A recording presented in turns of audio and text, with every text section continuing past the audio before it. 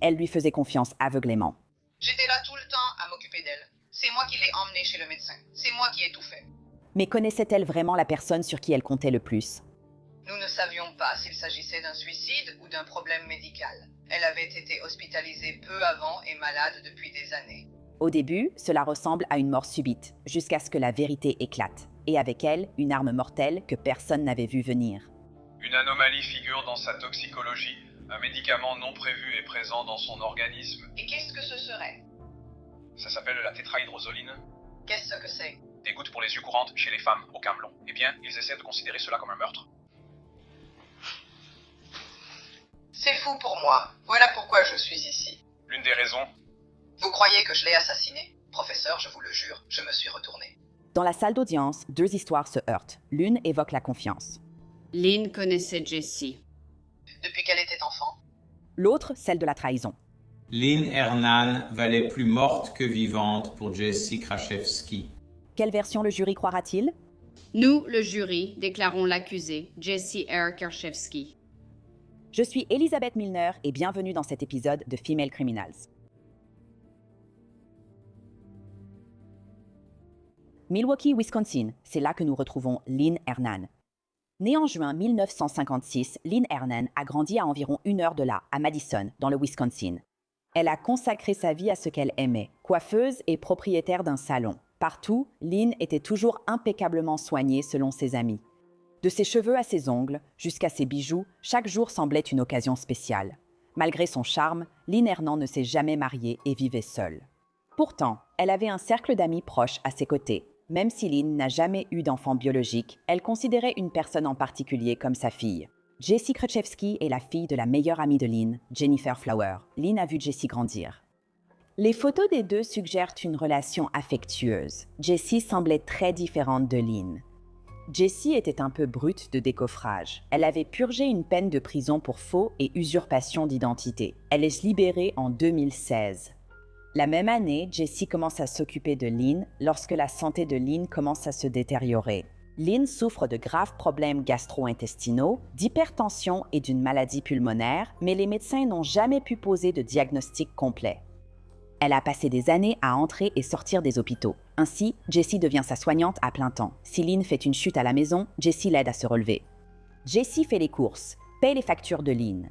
Lynn Herning fait entièrement confiance à Jessie. Elle n'a aucune raison de se méfier, mais la santé de Lynn continue de se détériorer. Le 3 octobre 2018, un appel au 911 est passé et c'est Jessie Kraszewski au bout du fil. Jessie signale avoir trouvé Lynn inconsciente et ne répondant pas. Les secours sont arrivés au condo de Lynn. Lynn est allongée dans un fauteuil inclinable dans son salon. Les pompiers de Milwaukee l'ont déclarée morte sur place. Le bureau du shérif du comté de Waukesha rapporte que les adjoints du shérif ont vu de nombreux comprimés écrasés sur sa poitrine. À gauche du corps de Lynn, une assiette contenait encore plus de médicaments écrasés. Les adjoints du shérif notent de nombreux flacons de médicaments sur ordonnance de chaque côté de Lynn. Leur première observation dans la maison de Lynn suggérait qu'elle serait morte d'une overdose de médicaments. Selon un voisin identifié comme témoin A dans les documents judiciaires, Lynn était sortie de l'hôpital quelques jours avant sa mort après une chute chez elle. La voisine de Lynn dit l'avoir aidée à se relever avec Jessie Kraszewski. Selon le dossier, le témoin A a indiqué qu'elle ne pensait pas que Lynn était suicidaire et n'avait jamais eu cette impression auparavant. Cependant, Jessie a dit aux adjoints du shérif le contraire. Lorsque les adjoints du shérif du comté de Waukesha parlent avec Jessie, elle leur dit que Lynn avait été libérée de l'hôpital le vendredi précédant sa mort, le 28 septembre 2018. Il n'était pas sûr, nous ignorions si c'était un suicide ou un problème médical. Elle avait été hospitalisée récemment et était malade depuis des années. Nous n'étions pas sûrs si c'était à cause de ça, car les médecins n'ont jamais compris ce qui se passait. Donc c'était frustrant et elle avait littéralement probablement 10 boîtes de documents médicaux. Et, vous savez, on ne savait tout simplement pas. Et je veux dire, je savais dans quel état elle était et où elle en était, mais je ne savais pas. Vous savez, c'est un peu frustrant parce que j'étais là tout le temps à m'occuper d'elle. C'est moi qui l'ai emmenée chez le médecin. C'est moi qui ai tout fait. Ne pas savoir, vous voyez, et ne pas avoir été là avec elle aux rendez-vous médicaux. Donc ça me dérange parce que je me demande, est-ce que j'aurais pu faire mieux? Est-ce que j'aurais pu aider? Est-ce que j'aurais pu faire quelque chose? Vous savez, c'est la partie la plus difficile pour moi. Je n'avais encore jamais découvert quelqu'un comme ça et je ne veux plus jamais avoir à le faire. D'après Jessie, l'hôpital voulait que Lynn reste en hospitalisation pour sa rééducation, mais Lynn a refusé. Jessie dit que Lynn était censée recevoir une visite de soins à domicile le 1er octobre, mais Lynn l'a repoussée au vendredi 5 octobre. Selon le dossier, Jessie a trouvé Lynn étrange toute la semaine. Jessie affirme qu'elle jetait des factures pour empêcher l'hôpital de recevoir son argent. Quand Jessie vérifiait les médicaments de Lynn, il y en avait soit trop, soit pas assez. Jessie aurait dit aux enquêteurs que Lynn lui avait montré où étaient les papiers importants et expliqué ses souhaits pour ses chats, car elle refusait d'aller en maison de retraite. Avant sa mort, Lynn craignait de devoir quitter sa maison pour raisons médicales. Jessie suggère que cela pourrait expliquer un éventuel comportement suicidaire de Lynn. Même avec ses médicaments, vous savez, moi, chaque jour, parce qu'elle en avait tellement à la fin quand elle était à l'hôpital, je lui disais « D'accord, Lynn, souviens-toi, tu dois prendre celui-ci, tu dois prendre celui-là. » J'en sortais quelques-uns pour qu'elle les prenne, mais elle disait « Je l'ai déjà pris. » Je vérifiais alors et me disais « Ce n'est pas la bonne quantité, ou tu ne l'as pas pris. » Soit il y en avait qu'elle n'avait pas pris, soit il y en avait qu'elle en avait pris trop. Je veux dire, je n'arrivais pas à la suivre. Apparemment, elle semblait se forcer à prendre des médicaments. Ah. Le médecin me dira si c'est vrai ou non. Est-ce que je pense que c'est un suicide? Oui. Je pense qu'elle avait un problème psychologique. Oui. Je pense que quand elle est allée à l'hôpital, c'était fini pour elle. C'était la goutte d'eau qui a fait déborder le vase. Ils n'ont rien trouvé. Elle disait ce qu'ils voulaient entendre pour sortir. Et je lui ai dit ça. J'ai dit, elle veut juste rentrer à la maison parce qu'elle veut être avec ses enfants. Elle était juste très... je ne sais pas, elle en avait juste marre d'être malade. Et elle était frustrée parce qu'elle n'obtenait pas de réponse. Par ailleurs, Jessie estime que Lynn tenait beaucoup à ses chats et n'aurait pas voulu les abandonner. Elle précise aussi que Lynn n'avait ni famille ni contact, sauf avec elle. Jessie détenait même la procuration pour Lynn. Il faudrait des semaines avant que le médecin légiste ne statue officiellement sur la cause et les circonstances du décès de Lynn. Pendant ce temps, les enquêteurs poursuivèrent l'enquête. Selon les documents du tribunal, le 19 décembre 2018, des adjoints du shérif ont parlé avec un autre témoin, identifié dans le dossier uniquement comme témoin C. Témoin C dit aux enquêteurs qu'il pense que Jessie Kurchevsky et sa mère, Jennifer Flower, pourraient avoir été impliquées dans la mort de Lynn. Selon le témoin C, il connaissait Lynn depuis longtemps et ne croyait pas qu'elle aurait fait une overdose, intentionnellement ou non. Mais la raison pour laquelle le témoin C pense que Jessie et sa mère Jennifer pourraient être impliquées, c'est parce qu'elles vivaient dans la maison de Lynn et utilisaient ses affaires. Puis, après sa mort, elles auraient utilisé sa voiture et vendu ses biens. Le mois suivant, les détectives parlent avec la cousine de Lynn, identifiée uniquement comme témoin B. Le témoin B aurait trouvé suspect que tout l'héritage de Lynn ait été laissé à Jessie. Il a déclaré aux détectives avoir enquêté sur Jessie et découvert plusieurs condamnations antérieures pour faux et fraude. Il voulait vérifier que le testament de Lynn déposé au tribunal des successions était authentique et qu'il n'y avait rien de suspect concernant la mort de Lynn. Bientôt, ses pires soupçons sont confirmés par le médecin légiste. En janvier 2019, 3 mois après la mort de Lynn Hernan, le médecin légiste du comté de Waukesha publie le rapport toxicologique. Les résultats révèlent que Lynn avait une dose mortelle de tétrahydrozoline, l'ingrédient principal des gouttes pour les yeux, selon les détectives. Selon la docteure Linda Budretsky, médecin légiste du comté de Waukesha, il ne devrait pas y avoir de tétrahydrozoline dans le sang de quelqu'un. Cet ingrédient est considéré comme toxique pour le corps humain et il serait impossible d'avoir les taux retrouvés chez l'un dans son sang si elle ne l'utilisait que dans ses yeux. Selon les détectives, à ce moment-là, Jessie avait déjà appelé plusieurs fois le bureau du médecin légiste pour demander les résultats de l'autopsie de Lynn. Box 5 Communications, Jeff à l'appareil. Bonjour. Nothing calling. I'm trying to find out some information. Je n'ai ni numéro de dossier ni nom de la personne responsable. Ok. J'ai un nom de famille et le nom de la personne concernée. Et en gros, j'essaie juste de trouver quelques informations. D'accord. Vous souvenez-vous où l'incident a eu lieu? Ça s'est passé à Milwaukee. En fait, c'est le médecin légiste qui m'a donné votre numéro. Est-ce lié à la prestation de décès si vous avez parlé au médecin légiste? Ok. Et quel est le nom de famille du sujet? Herna Herna. Et le prénom est Lynn. Vous avez une idée de quand cela s'est produit? Elle est décédée le 3 octobre de l'année dernière. Mais je ne sais pas quand cela vous a été transmis ou je ne sais rien à ce sujet. En fait, j'ai parlé avec le médecin légiste parce qu'on essaie de comprendre si elle était à l'hôpital avant son décès. L'hôpital aurait dû le remarquer. Je ne comprends pas ce qui se passe. It's the medical examiner hasn't had any information in months. Elle vient aussi de dire que cela a été transmis à votre service. Les enquêteurs manquent de preuves contre Jessie pour l'arrêter. Des mois plus tard, en juillet 2019, elle est de nouveau interrogée. Jessie doit encore répondre à de nombreuses questions, notamment sur l'argent de Lynn Hernan. S'occupait-elle de ses factures à l'époque? Était-elle assez lucide?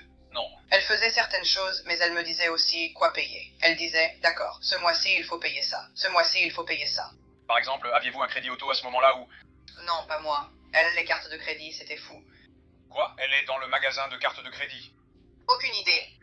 Les 6 derniers mois, quand elle ne se sent pas bien, tu es là-bas tous les jours, tu penses? Ou presque tous les jours? Presque. Et elle te paie à la journée ou à la semaine?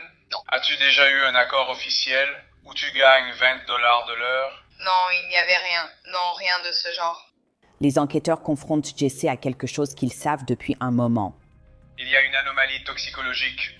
Un médicament présent dans son organisme ne devrait pas y être. Et qu'est-ce que ce serait? Ça s'appelle tétrahydrocannabinol. Qu'est-ce que c'est? Ocamlonol est souvent utilisé en collyre. D'après Jessie, elle a bien acheté des gouttes pour les yeux pour Lynn, mais elle n'a jamais vu Lynn boire ou ingérer les gouttes. Elle utilise des gouttes pour les yeux tout le temps. Pourquoi elle les utilisait? Elle les utilisait pour ses yeux, mais en consommait beaucoup, ce qui était illogique. Ouais. Ouais. Par exemple, tu dirais qu'elle en consommait beaucoup? À quel point elle en utilisait? Je lui ai sans doute apporté 4 flacons à l'hôpital. Ouais. Elle s'en mettait dans les yeux tout le temps.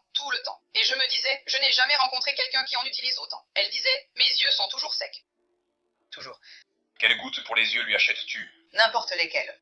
Peu lui importait. Elle n'avait pas de bons antécédents. Je veux dire, je ne m'y connais pas en gouttes pour les yeux, mais ce que nous appelons tous du Visine, c'est ça. Eh bien... Non, c'est différent. Elle aimait un autre genre. Je ne sais pas sans le regarder. Vraiment, je ne sais pas. D'accord. L'hôpital n'avait pas de préoccupation à ce sujet. Je n'en sais rien. Je veux dire, ça dépassait de son truc. Les 2 dernières semaines... Qu'est-ce que ça ferait de toute façon? Je ne comprends pas. Il semble que trop de gouttes pour les yeux ne soit pas bon pour toi. Et c'est ce qui inquiète le médecin légiste? Ils ont fouillé chez elle parce qu'elle en a des boîtes ou un carnet, oui. Parce qu'elle était connue pour utiliser des gouttes pour les yeux.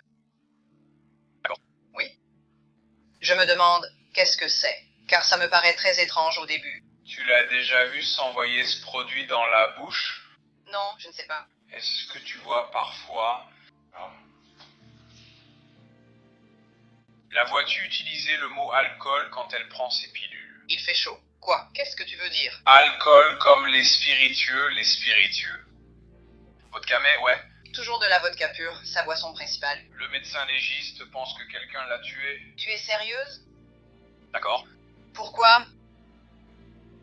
Parce qu'ils n'ont trouvé aucune bouteille de Visine à côté d'elle. Il y en a partout chez elle. Mais elle ne bougeait pas vraiment. C'est ce qu'on nous a dit, elle ne bougeait pas vraiment. Donc le médecin légiste... Je peux te le dire, je le sais, parce que quelqu'un le lui a donné. J'étais la seule présente. J'étais là, je ne t'ai pas vu avoir peur. Je ne lui ai rien donné. Tout est dans sa salle de bain, enfermé avec 2 dans sa table de nuit. Ce n'est pas comme si je n'y étais pas habituée. Ils étaient sur sa table de nuit, juste à côté d'elle. Je le jure devant Dieu, je sais qu'ils y étaient parce qu'elle les gardait toujours là.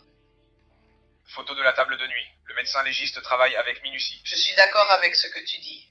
À 100%, mais je ne connais personne qui lui ferait ça et je ne mens pas. Je ne connais personne qui voudrait faire ça. Je ne sais pas. Je te le demande. Je ne connais personne. Ils essaient de qualifier cela de meurtre. C'est complètement fou pour moi. C'est pour ça que je suis ici. C'est l'une des raisons. Vous croyez que je l'ai tué? Je vous jure, je me suis retourné. Les enquêteurs estiment que Jessie avait beaucoup à gagner de la mort de Lynn Hernan. Combien d'argent t'a-t-elle donné au cours des 2 dernières années? Tu penses beaucoup? Je ne sais pas, en termes de dollars. Donne-moi un chiffre. Peut-être 20 000. Si un expert comptable judiciaire examinait ces documents et pensait que c'est plus proche de 190 000, ça te surprendrait? Peut-être. Mais peut-être pas, donc je ne sais pas. Honnêtement, je ne sais pas. Donc, il semble qu'elle t'ait donné près de 200 000 $ au cours des 2 dernières années. Oui, c'est vrai. Le fait est qu'elle t'a payé 200 000 $ au cours des 2 dernières années. C'est toi qui es au premier plan, c'est toi qui gères l'argent. Tu es dans les coulisses, tu es sur les comptes, c'est toi qui diriges tout. Oui. Tu gérais les cartes de crédit. Tu sais ce qui se passe financièrement avec elle. L'argent va bientôt disparaître. Donc je la tuerai à cause de ça. Les gens font des choses bizarres. Pourquoi est-ce que je la tuerais pour de l'argent? Je veux dire, c'est juste... C'est ma famille. Je pense que tu ne l'as pas fait. Quand tu dis tueur, je ne pense pas que tu l'aies tuée. Je pense qu'elle était malade. Et elle ne voulait plus continuer. Elle en avait fini. Et elle voulait mettre fin à sa vie. Et elle avait besoin de sa vie. Elle voulait de l'aide. Je comprends, je pense que tu mens. Mais je ne l'ai pas aidée. Je crois que tu lui as administré de ce collier. Je ne l'ai pas fait. Jessie est arrêtée, mais pour l'instant, ce n'est pas pour meurtre. J'ai l'impression qu'en ce moment, on m'accuse de meurtre. C'est ce que je ressens. D'accord. Je vais te le dire. Et quoi de neuf? Je vais te le dire. Tu es en appel avec ton agent de probation. J'ai été honnête avec toi. Quand tu es en appel avec ton agent de probation, c'est à cause des problèmes financiers. Ton agent de probation n'a pas apprécié tout l'argent reçu ces 2 dernières années. C'est la pure vérité à 100%. Les détectives interrogent de nouveau Jesse le lendemain. Son récit reste incompatible avec les preuves. À toutes les personnes à qui nous avons parlé, tu as menti. Tu as menti à Scott. Tu as menti à ta mère. Nous avons parlé à ta mère hier. À propos de quoi ai-je menti? Nous avons parlé. Elle a dit qu'elle n'avait aucune raison de te donner de l'argent. Lynn m'a donné de l'argent, mais à l'époque, je sais pourquoi. Pourtant, Jennifer, ta mère, dit spécifiquement que tu n'aurais pas dû recevoir de grosses sommes d'argent de la part de Lynn. Parce qu'elle n'était pas au courant.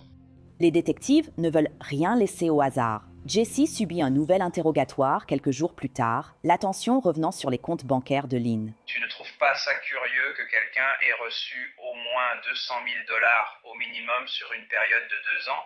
C'était sur une période de 3 ans.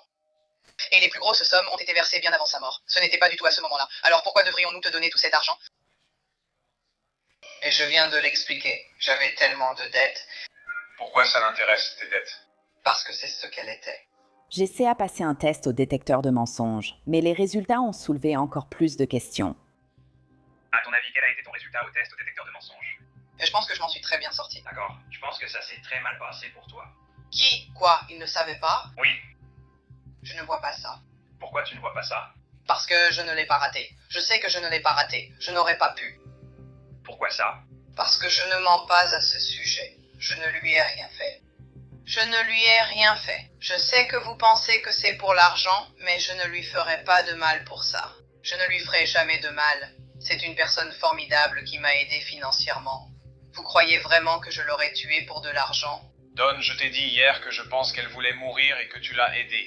Je crois que tu as compris. Tu as choisi la victime idéale, quelqu'un sans famille ni amis. Et j'étais sa famille. Ma mère aussi. Exactement, c'est ça. Utilisez-le. Pourquoi voudrais-je m'en débarrasser? Elle manquait d'argent. Vous ouvriez des cartes de crédit et contractiez des prêts à son nom. Je n'ai rien fait sans sa permission. Rien du tout. Qu'est-ce que le jury va en penser? Qui ça? Le jury va penser. Je suis sûre que ça ne va pas faire bonne impression. Les enquêteurs n'ont pas inculpé Jessie de meurtre car le médecin légiste n'a pas encore classé l'affaire comme homicide, et ses conclusions pointent clairement dans un sens précis. Des comprimés écrasés dans sa bouche. Il y avait de la poudre écrasée autour de sa bouche. Il y avait de la poudre écrasée autour de son nez. Quelqu'un a fait en sorte que ce soit très évident. Et elle n'avait rien de tout cela dans son organisme, absolument rien. Non, c'était sous le seuil thérapeutique, donc ce n'était pas ça. Eh bien, je pense qu'elle avait beaucoup à gérer. Donc, évidemment, elle avait beaucoup à gérer. Elle n'en a pas pris beaucoup. Il n'y avait rien dans son organisme à part les 2 comprimés. J'ai du mal à y croire. Il y a 2 comprimés. Parce qu'elle a pris plus de 2 comprimés ce matin-là quand je m'occupais d'elle. Eh bien, les médecins légistes, les docteurs et les personnes qui ont fait les analyses ne sont pas d'accord avec vous.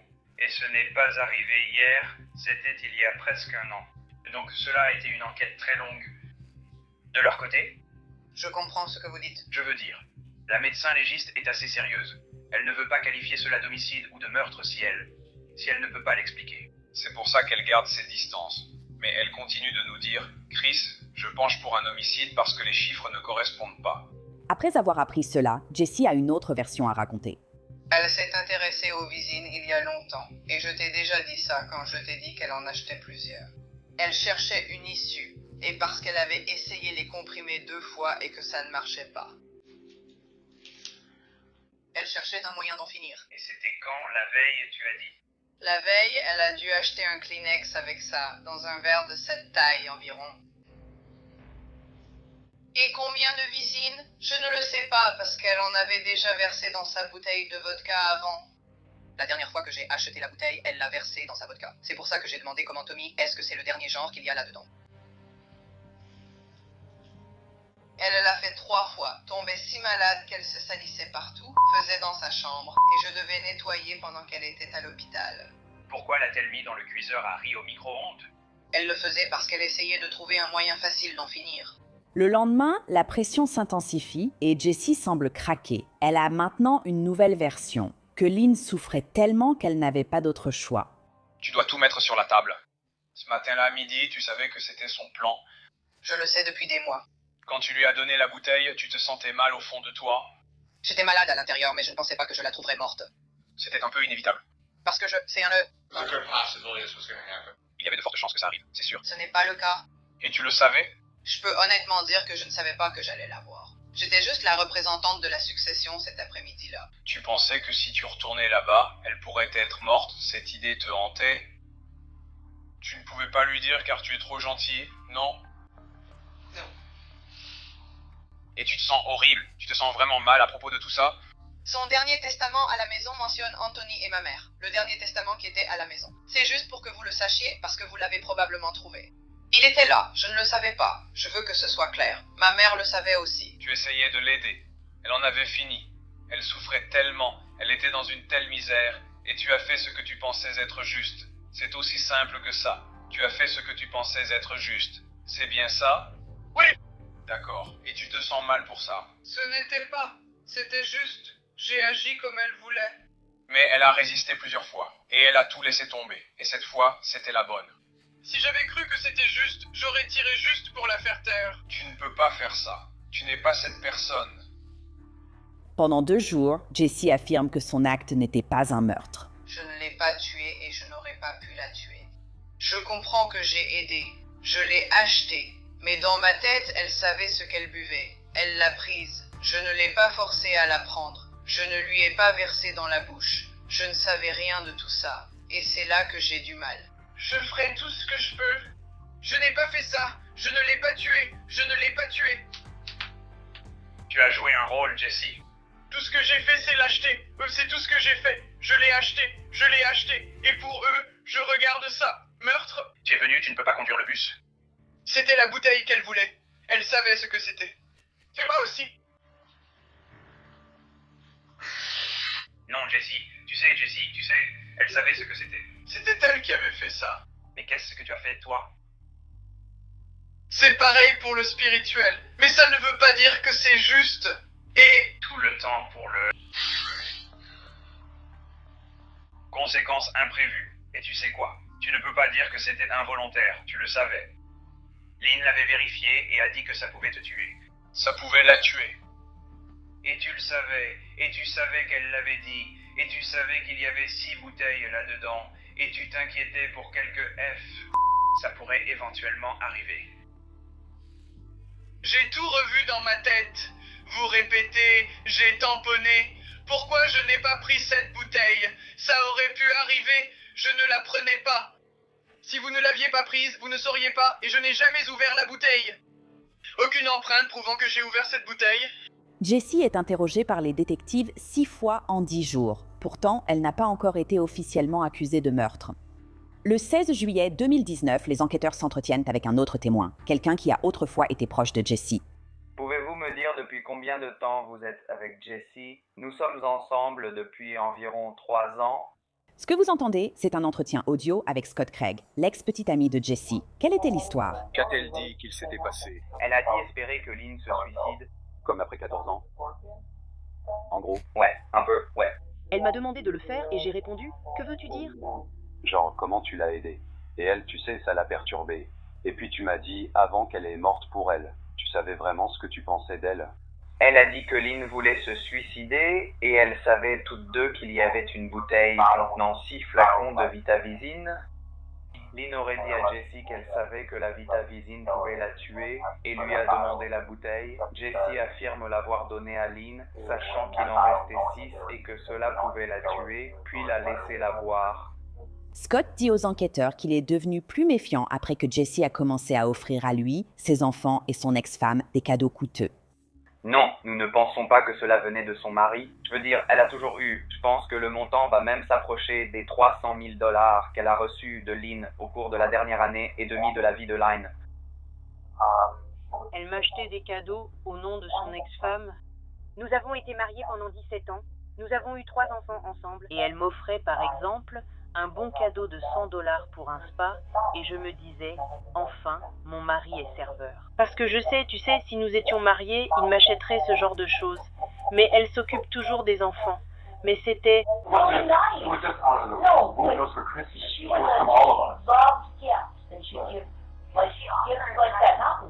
$, ce n'est pas énorme, mais c'était étrange. Le 19 juillet 2019, les enquêteurs ont une nouvelle pour Jessie, une nouvelle à laquelle elle n'est pas préparée.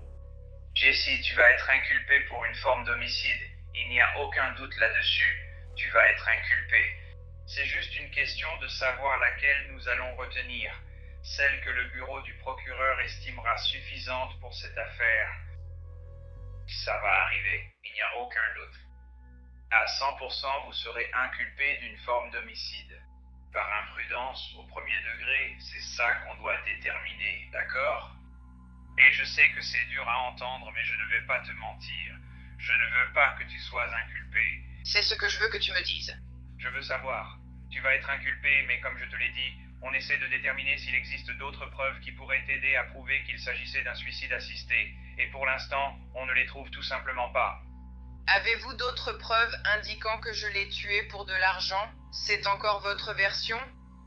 Eh bien, à part tout le reste dont on a déjà parlé... Je ne sais pas, oui. Eh bien, on passe en revue toutes les finances. J'ai un dossier sur les finances, Jessie. Je sais, elle. Donc ça demande beaucoup. Ça demande beaucoup. Donc c'est un peu là où on en est.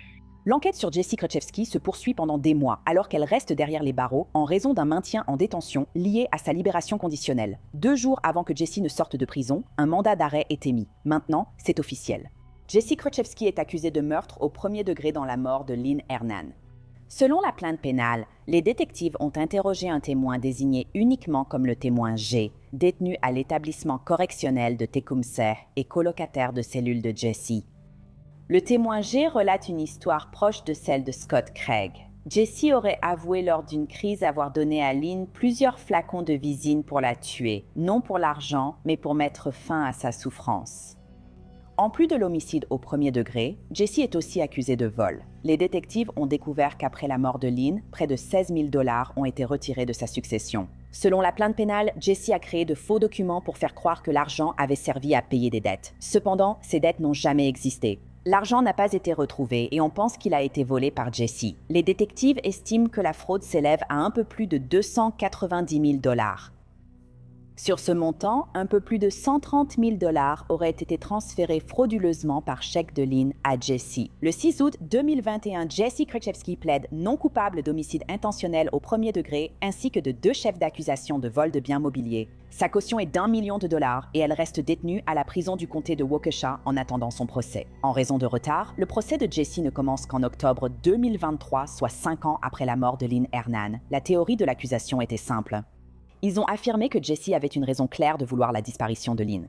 Le mobile revient souvent dans les émissions et films. L'État insiste sur le mobile, mais nous n'avons pas à le prouver. Il ne fait pas partie des 2 éléments requis. Nous devons prouver l'intention, pas le mobile. Comme l'indique cette consigne, le mobile est souvent utile. Et ici, c'est assez simple. En examinant les finances de façon assez minutieuse, vous allez voir que l'accès que Mlle Kretchevsky avait à Lynn Hernan lui a permis de voler presque chaque dollar que Lynn Hernan possédait de son vivant. Et sachant qu'elle allait être la représentante personnelle de la succession de Lynn Hernan, vous allez voir que vers le 3 octobre 2018, Lynn Hernan valait plus morte que vivante pour Jessie Kretchevsky. L'avocate de la défense de Jessie affirme qu'il y avait de l'amour entre les deux, disant que la mort de Lynn était le résultat d'un suicide. Lynn aimait Jessie. C'était sa fille. Elle faisait partie de ce cercle. Mais si Lynn était ici, elle ne croirait pas que Jessie l'a envoyée là-bas. Si elle avait su que cela allait arriver, je pense qu'elle aurait fait quelque chose de différent. Je ne pense pas qu'elle aurait jamais imaginé, même dans ses rêves les plus fous, que Jessie serait arrêtée pour un suicide que Lynn a commis, ou d'être accusée à cause de l'argent que Lynn lui a donné. Jessie est innocent. Pendant des semaines, plusieurs témoins de l'État défilent à la barre. Y compris les détectives ayant enquêté des mois sur la mort de Lynn Hernan. Le détective du comté de Waukesha, Timothy Loberg, témoigne qu'il y a un indice qui ne correspond pas au récit de la défense. Selon votre formation et votre expérience de détective sur ce type de scène de décès, avez-vous déjà vu un suicide présumé avec des pilules écrasées sur la poitrine? Non. Lorsque vous étiez sur les lieux et lors de votre enquête, une lettre de suicide a-t-elle jamais été retrouvée? Non. S'il y en avait eu une, l'auriez-vous prise? Absolument. Ce sont finalement les conclusions du médecin légiste qui ont changé le cours de l'enquête. Et j'ai déterminé qu'il s'agissait d'un homicide, ce qui est une conclusion médicale, non fondée sur les règles de la police ou du droit pénal. En fait, c'est une décision relevant de la santé publique. Et la façon dont cette blessure est survenue, c'est qu'on lui a administré de la tétrahydrozoline, ce qui explique pourquoi j'ai qualifié cela d'homicide. Si elle s'était administré la substance elle-même, ce serait autre chose. En examinant de plus près la façon dont cette poudre reposait sur la défunte, est-ce que cela correspondait à toute votre expérience sur les scènes de décès qui étaient finalement des suicides? Non. Cela vous a interpellé? Oui. Pourquoi? Lors d'une ingestion, on retrouve généralement la substance ou le produit sur place. Je veux dire, pas 100% du temps, mais on a vu beaucoup de ces comprimés, mais pas de tétrahydrozoline. Deuxièmement, les poudres ou tout ce que les gens ingèrent peuvent parfois décolorer leurs lèvres ou ressortir en bouillonnant de leur bouche parce qu'ils les régurgitent ou qu'ils sont devenus inconscients en les consommant. Mais là, c'est comme de la poudre qui n'a pas été en contact avec sa bouche. Je veux dire, ce n'est pas quelque chose qu'elle a vomi ou recraché, c'est juste posé sur sa poitrine. Le procès se poursuit alors pendant une deuxième semaine de témoignages. Le jury entend Scott Craig, l'ex-petit ami de Jessie, un témoin de l'accusation. Il témoigne sur un mensonge précis que Jessie lui a dit à propos de la mort de Lynn. Si nous avançons jusqu'en octobre 2018, est-ce que Mademoiselle Krzyzewski vous a donné des nouvelles concernant Lynn Arnett? Oui. C'est en octobre 2018 qu'elle m'a dit qu'elle était décédée. Où pensiez-vous que Lynn Hernan était décédée? Au centre médical Freitert. Et pourquoi pensiez-vous cela? Parce qu'elle était dans le coma chez Freitert. Vous a-t-elle finalement dit que les médecins avaient conclu? Oui. Et qu'est-ce que c'était? Ils ont dit qu'elle avait ingéré du Visine. A-t-elle dit Visine ou un autre mot? Vous vous en souvenez? Eh bien, elle a dit que c'était un médicament, un truc médical. Je ne connais pas le nom exact. Tetra, quelque chose comme ça. D'accord. Mais à la fin, elle a précisé que c'était le produit chimique d'Anvisine. Ce produit chimique était donc d'Anvisine. Et vous souvenez-vous du mois et de l'année où cette conversation par texto entre vous et Mademoiselle Krzyzewski a eu lieu? Je ne me souviens pas exactement, non. D'accord. Était-ce avant ou après la mort de Lynn Hearn? Après. Vous souvenez-vous de vos pensées en recevant ces messages sur l'empoisonnement de votre petite amie? J'étais très en colère, vraiment furieux. Je me demandais qui pouvait lui faire ça. Rappelez-vous, Jessie est jugée non seulement pour le meurtre de Lynn, mais aussi pour avoir prétendument volé son argent avant et après sa mort. Vous souvenez-vous combien de chèques vous avez retracés sur le compte monétaire de Lynn? Je crois qu'il y avait un total de 21 chèques, mais l'un d'eux était le chèque que Lynn avait établi à l'ordre de Wild Motors. Les 20 autres chèques étaient adressés à Jessie Kraszewski. Donc, de la période d'octobre 2014 jusqu'au 6 novembre 2018, date à laquelle le compte a été fermé, seulement 21 chèques ont été tirés sur le compte monétaire de Mademoiselle Herman. C'est exact. Vous avez indiqué que 20 ont été établis à l'ordre de M. Krzyzewski. C'est exact. Avez-vous calculé la valeur totale des 20 chèques adressés à M. Krzyzewski? Oui. Et est-ce que ce chiffre correspond à celui qui figure sur la diapositive 77? Oui. Pouvez-vous lire cette valeur à voix haute, s'il vous plaît? Le total du compte 7601 était de 134 337 $, soit 134 337,01. D'accord. Et entre octobre 2014 et cette date de novembre 2018, ce compte a commencé à 250 000 $, c'est bien ce que vous avez dit? C'est exact. Et il s'élevait finalement à 87 $. C'est exact. J'ai vu des transactions au pub de Scotty, au palais de Stale, au casino à Tawanami Bingo. Ce sont des endroits qui n'étaient jamais apparus auparavant sur aucun de ces relevés de compte. D'accord. Donc c'est après sa mort. C'est exact. Mais même quand elle était en vie avant, je crois que vous avez dit que c'est vers septembre 2018 que vous avez remarqué un changement. Oui. Du moins sur ce compte-là, n'est-ce pas? C'est exact. Avant cette période de septembre 2018, avez-vous vu le compte 5336 de Mademoiselle Hernan être utilisé au distributeur automatique? Non. L'avez-vous vu qu'on l'utilisait dans des endroits comme le Sal's Palace? Non. Avez-vous vu un achat au casino Potawatomi? Non. D'accord. Donc non seulement ces achats ont eu lieu après sa mort, mais ils ne correspondaient pas au schéma dont vous avez parlé auparavant. C'est exact. Après l'exposé de l'accusation, la défense fait intervenir ses experts, dont le toxicologue Henry Spiller, qui conteste la conclusion du médecin légiste. Vous aviez ce tableau, et je ne pense pas que vous ayez parlé des 4,1 millilitres de visine retrouvés dans son estomac, n'est-ce pas? Eh bien, celui-ci, nous pouvons le calculer, car il s'agit juste de mathématiques simples. Il y a 300 millilitres. Il y a 50 mg par millilitre de tétrahydrozoline dans le visine. Vous savez, il suffit de faire le calcul. Vous pouvez le faire n'importe où, et ça vous donnera, elle a pris environ 1 cuillère à café. Il reste à peu près 1 cuillère à café. Elle en a pris plus, d'où son taux détectable dans le sang.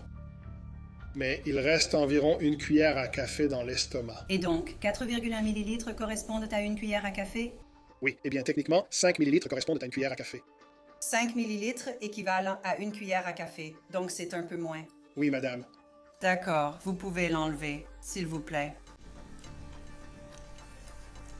Nous ne pouvons pas calculer la quantité présente dans le sang. Non, parce que, encore une fois, il n'y a pas d'études utilisant le tétrahydrocannabinol par voie orale. La FDA ne l'a pas exigé, car c'est un produit oculaire sans cet usage prévu. Nous l'ignorons donc. La défense clôt sa présentation après le témoignage de Henry Spiller. Jesse Kerchevsky refuse de témoigner pour sa défense. Après 3 semaines et près de 40 témoins entendus, les deux parties vont présenter leur plaidoirie finale au jury. La réalité de cette affaire, mesdames et messieurs, c'est qu'il s'agit de quelqu'un qui a effectué de nombreuses recherches sur les poisons sur son propre téléphone. C'est quelqu'un qui a tiré profit de plus de 144 000 $ avant le décès et de plus de 80 000 $ après. C'est quelqu'un qui trompe les autres quand elle est dans une situation délicate. Je vous propose, mesdames et messieurs, que Mademoiselle Krzyzewski pensait qu'elle s'en tirerait ou qu'elle pourrait s'en sortir en parlant. Mais la réalité, c'est que la cause du décès est un empoisonnement. Et le mode de décès est un homicide. Au moment où Hernan est décédée, elle valait plus morte que vivante pour Mademoiselle Krzyzewski. Et cette personne dont vous avez entendu parler, cette personne aimante à gauche, ne s'est pas suicidée. La défense affirme que Lynn a volontairement donné de l'argent à Jesse. Pourquoi alors Jesse voudrait-elle sa mort? Ceci était un échantillon d'écriture de Lynn. Lynn aimait dépenser de l'argent. Elle aimait donner de l'argent. Elle aimait dépenser au-delà de ses moyens. Elle aimait donner au-delà de ses moyens. C'est ce qu'elle faisait. Et donner de l'argent à Jessie la rendait heureuse. Jessie était comme sa fille. Jessie était la personne qui était là tout le temps. Jessie lui racontait sûrement des histoires tristes, réclamant toujours de l'argent, mais Lynn était contente de lui en donner. Le crime exige que ce soit sans son consentement. Il n'y a aucune preuve ici que Lynn n'a pas consenti. En fait, Lynn a donné l'argent volontairement à Jessie. Le sort de Jesse est maintenant entre les mains d'un jury du comté de Waukesha. Ils délibèrent pendant 2 jours. Le 14 novembre 2023, ils reviennent avec leur verdict. Nous, le jury, déclarons l'accusé, Jesse R. Krzyzewski, coupable d'homicide intentionnel au 1er degré comme indiqué dans le premier chef d'accusation. Nous, le jury, déclarons l'accusé, Jesse R. Kraszewski, coupable de vol de biens mobiliers, comme indiqué dans le deuxième chef d'accusation. En ce qui concerne les questions du verdict spécial, si vous déclarez l'accusé coupable, répondez à la question suivante. La valeur des biens volés dépassait-elle 100 000 $? Réponse, non. La valeur des biens volés dépassait-elle 10 000 $? Réponse, oui. Aucun autre montant n'a reçu de réponse. Nous, le jury, déclarons l'accusé, Jesse R. Kraszewski, coupable de vol de biens mobiliers, comme indiqué dans le troisième chef d'accusation de l'acte d'accusation, signé par le président du jury à la date d'aujourd'hui, le 14 novembre 2023. Jesse Kraszewski risque maintenant de passer le reste de sa vie en prison. Le prononcé de sa peine devait initialement avoir lieu en décembre 2023. Le jour du prononcé de la peine, les avocats de Jessie se sont retirés. Elle revient devant le tribunal du comté de Waukesha le 5 avril suivant. C'est maintenant le moment pour les proches de Lynn de se retrouver face à face avec sa meurtrière condamnée. Lynn n'était ni une droguée, ni une lâche. Ça, ce serait Jessie. Elle a continué à empoisonner Lynn jusqu'à ce qu'elle décède le 3 octobre 2018. La douleur que Lynn a endurée pendant des années, Jessie est purement maléfique, le diable vit en elle. Elle a essayé de voler l'identité de Lynn, ce qui n'aurait jamais pu arriver, pour la simple raison qu'elle est trop laide, à l'intérieur comme à l'extérieur. Elle représente le pire de l'humanité. C'est un humain totalement inutile. C'est une menteuse, une voleuse et désormais une meurtrière condamnée. Jessie, j'espère que dans ta nouvelle maison, on profitera de toi, qu'on te traitera comme tu as traité Lynn et qu'on te passera de main en main comme un morceau de viande. La perpétuité sans libération conditionnelle n'est pas ton principal souci. Tromper une femme en prison, dans une prison pour femmes, va te sembler être des vacances comparé à l'endroit où tu vas. Le diable t'attend. J'espère que tu pourriras en enfer. Lynn. Lynn Hearn est un ange au paradis. Que tu reposes en paix, Lynn. Tu nous manques énormément et tu nous manqueras toujours. Je suis vraiment désolé. Que Dieu te bénisse. La mère de Jessie, Jennifer Flower, non inculpée dans l'affaire, considère encore Lynn Hernan comme une petite amie et désapprouve le verdict du jury. Je crois vraiment que... J'espérerais. Vous savez, je ne crois pas qu'elle soit coupable. Donc ça a été très difficile pour moi. Je ne crois pas qu'elle l'a tuée. Je crois pour plusieurs raisons que ma petite amie s'est suicidée et elle a un dossier qui le prouve. Et j'espérais que, tu sais, je vous laisse le soin d'examiner cela et d'y accorder toute votre compassion et votre attention et d'en tenir compte au moment de prendre cette décision. Alors que Jessie a choisi de ne pas parler lors du procès, elle prend la parole lors de sa condamnation. Jessie utilise ses derniers mots pour déclarer son innocence au juge. Elle affirme que seule Lynn est responsable de sa propre mort. Ils veulent que vous croyiez qu'il s'agit d'un homicide et que tout tourne autour de l'argent et du Visine. Soyons très clairs ici. Il n'y a pas eu de meurtre. Je n'ai pas commis de meurtre. Je n'ai pas empoisonné Lynn. Je ne lui ai pas donné de pilule ni quoi que ce soit d'autre. Elle s'est suicidée ou est morte d'une overdose accidentelle.